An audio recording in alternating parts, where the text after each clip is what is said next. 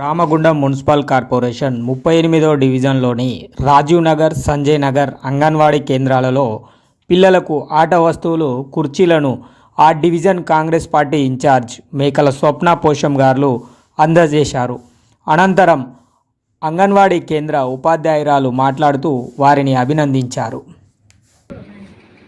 ఈరోజు 38వ వార్డులో ఉన్నటువంటి మా అంగన్వాడీ కేంద్రంలో ఇందిరానగర్ 5 అటువంటి కాంగ్రెస్ ఇన్ఛార్జ్ అయినటువంటి స్వప్న మేకల పోషం గారు మా చిన్నపిల్లల కోసం ఆట వస్తువు అయినటువంటి జారుడు బండను డొనేట్ చేశారు. వారికి ప్రత్యేక ధన్యవాదాలు అందరూ మా పిల్లల తరఫున తెలియజేస్తున్నాం. క్లాస్ కొట్టండి దాన్ని.